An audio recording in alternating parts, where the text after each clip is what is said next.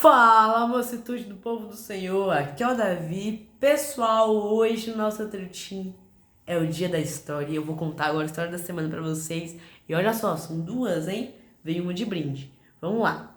Sabe, a gente vai falar sobre um oficial cheio de fé, que é o título da semana, e vem falando sobre a história do centurião. E diferente do que vocês ouviram falar, e até eu ouvi falar, era tipo um centurião que foi falar com Jesus. Só que no texto bíblico tá diferente. Pois é, tem até algumas séries, filmes, desenhos retratando o centurião ali, conversando diretamente com Jesus. E aí que tá, que na verdade não foi o centurião. Eu vou contar a história direitinho pra vocês, então vamos lá. Sabe, Jesus estava pregando tranquilamente, quando vieram dois servos do centurião, chegando pra Jesus e falaram assim: olha, nosso senhor tem um servo, e esse servo tá muito doente, e ele gosta muito desse servo. E aí ele tá pedindo a sua ajuda para você poder curar ele, ir até a sua casa e curar ele. Ele é um homem muito bom. Ele inclusive construiu a sinagoga de vocês. Então Jesus falou: tá, beleza, eu vou lá. E quando estava chegando próximo à casa, o centurião enviou enviou alguns de seus amigos para conversar com Jesus, para falar as palavras que ele tinha falado. Aí os amigos se aproximaram de Jesus e falaram: olha, o meu amigo disse que não é necessário você chegar em sua casa. Ele não é digno de recebê-lo ali, nem mesmo de falar pessoalmente com o Senhor.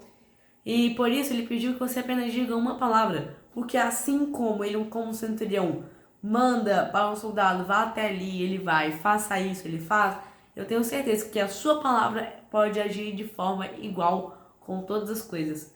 Então Jesus ali se admirou, virou para os que estavam à volta dele e falou: em verdade te digo, nunca vi em Israel uma fé tamanha como a desse homem. E aí, quando os amigos do centurião voltaram, eles encontraram o servo curado. Veja só que interessante. Essa história é bem diferente, também igualmente poderosíssima.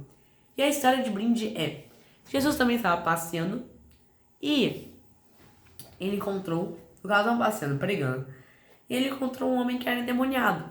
E após ele expulsar o demônio daquele homem, os fariseus, de novo, os fariseus chegaram assim e falaram: olha, você está expulsando os demônios em nome de Beelzebul, o líder dos demônios.